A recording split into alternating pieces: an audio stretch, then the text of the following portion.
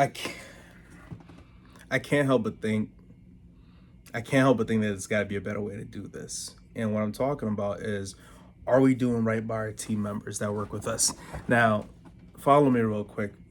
A lot of people are going to take this the wrong way, this next statement I'm going to make. But I want to make it clear that this isn't a charity case.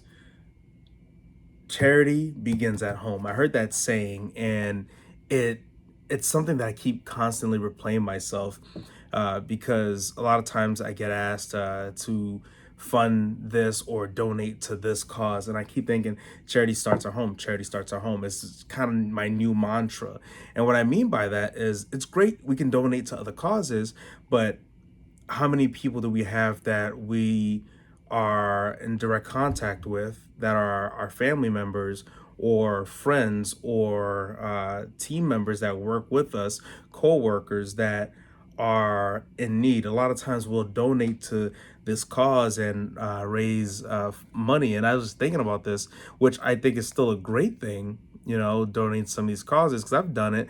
And I just did a charity ride for children cancer research, yet I can't help but shake it. Like, there's got to be a better way to do this. So let's get the charity side out of the way. Now, here's what I'm talking about. A lot of people don't know this, but I've capped my pay at one of my companies.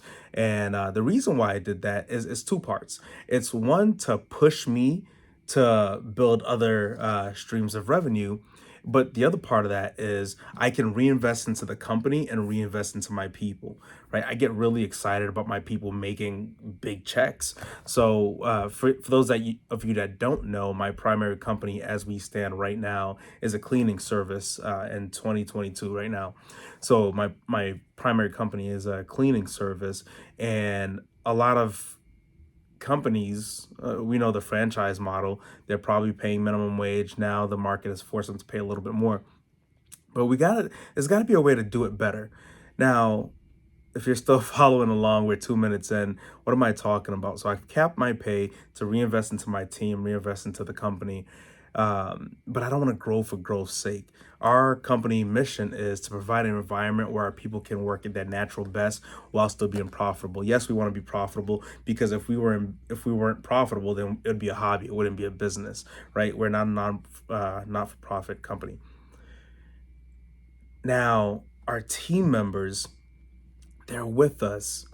And how many of us have gone out and we've done other ventures and have brought on other people that may not be directly tied to us? Sometimes it's not even friends, right? It's, let's bring in investors. So we hold these fundraising events where we bring in investors. Maybe it's a small dinner party at your home. You're bringing in investors that are, they know you, but they don't really know you.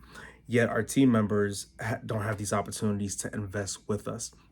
So I was talking to some people about this, and it's something that I really want to do. And one of the reasons why I'm sharing it, one, I'm sharing it because I think it's important for people to hear. Two, is I want anyone that's doing anything like this to please reach out to me, because it's all idea right now. I don't know enough to dive further into it. I'm going to dive further into it, but I don't know how to go about it. So if somebody's doing it, I would love to hear it. But three, I want you to poke holes at it. I want to hear what the negative drawbacks are. So let's say, for example, a team member's been with me for 2 years, and that's kind of the the number that I'm looking at right now, and is in good standing, whatever that means in your company. I know what it means in my company. If we have a investment deal that we're doing, whether it be real estate or a company acquisition, we allow them, if you need it, right? And it serves two purposes, because the relationship is symbiotic. It has to be a true win-win on both sides, so they get something and you get something as well. So if we need capital, for example, instead of going to a bank, instead of raising it through investors that are gonna make money, why not give our team members the opportunity to invest into our deals? Now, let's say, for example, we have 50 people, and you're looking for, you're looking to raise capital for a deal. You have 50 team members. Let's say only 15 of them are interested in a deal. Now, each of them bring $10,000. That's $150,000 that you have for a deal. Depending on the scale of the deal, that might be a lot or that might be nothing, right? So now you're probably thinking, okay, well, my team members don't know how to save $10,000. I don't believe that's true. I know someone right now in my team that saved $30,000 since she's been working with me, and she reached out to me and said, "Hey, how can I invest this money?" So I think that we sell people short sometimes. So at least for me, where I stand, I know that's not true. But the other aspect is, how can we educate them so they can start thinking about that? So on the 22nd of October, our team members, they're actually meeting with a broker friend of mine and a person I've done deals with before, and they're learning all about first time home buyers program. And not only that, they're not limited to that. They can ask questions on other things as well related to mortgages, and they're bringing their friends, they're bringing their families. I'm also going to bring in a financial advisor to speak to my team about financial planning for retirement, things of that nature. Now, once they have that mindset, they have that understanding of finances, then they can start thinking, okay, hey, how do I invest my money? Where do I invest? Because I was in a position for a long time where I was acquiring a lot of knowledge on investing, and I just didn't know where to go, how to go about it.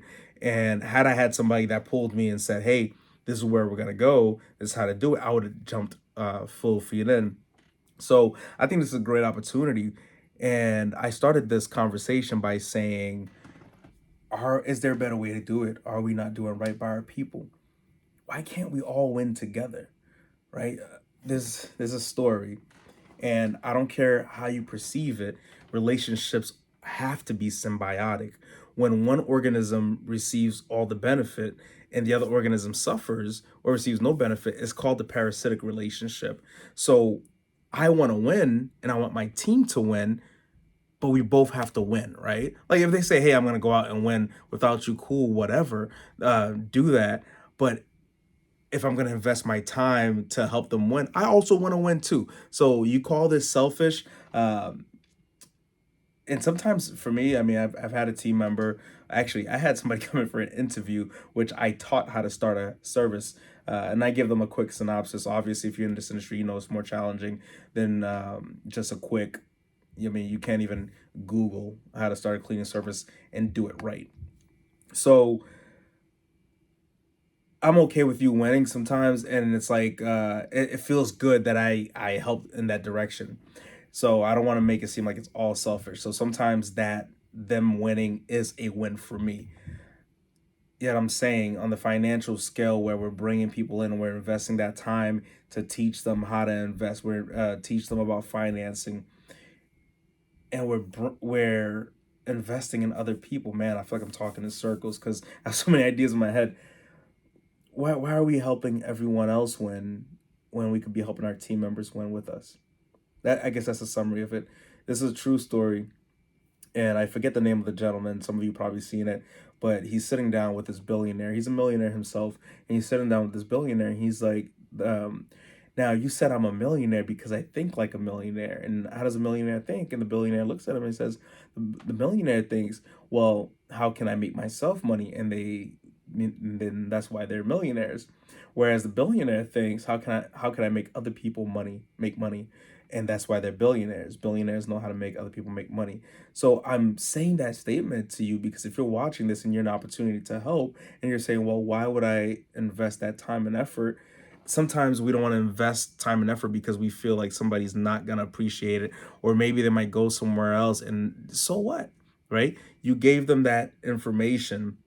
I'm not telling you to give away the whole farm and everything and blood, sweat, and tears, hours of consultation and all this uh, in order to push them to something else. But I'm saying if you have the ability to help, why not? If I have the ability to help somebody get on a real estate deal that I'm doing, and versus bringing a bank on, why not? I don't know. I'm talking in circles right now. I'm like, I just feel like we got it broken. Like I'm a capitalist. I said this earlier. I was talking to some business owner friends of mine. I'm a capitalist, 100%. I believe capitalism works. At the same time, I think that we can do it from a different standpoint as well and still be just as highly successful. Could you imagine, like, your team members building a retirement, not some bullshit 401k plan, um, which is not too bad, but they're acquiring properties with you, or the next acquisition you're doing, they have some money in the deal. Now, obviously, you would structure it so that you have the controlling interest, right? So that way you can be the decision maker, but they still have that financial gain aspect. So they put the money in. It's kind of like stocks, right? I can't tell Tesla how to run their company, but I own Tesla stocks, right? So I can't tell Elon Musk what to do, but I do own part of the company, like a small portion. So it's basically the same concept there, where they can receive the financial rewards of investing in whatever deal you got going on. I don't know. I don't know. It's selfish and selfless all at the same time, and I think, why not? Right? If I'm gonna go to a bank and I can raise the capital with my team, why not? If I can raise the capital with family, why not? If I can raise the capital with a friend group, why not? Right? Why go to the bank and let them reap the rewards of our struggle? Complete stranger, right? Charity starts at home. So how can we do it better? How can we do it better?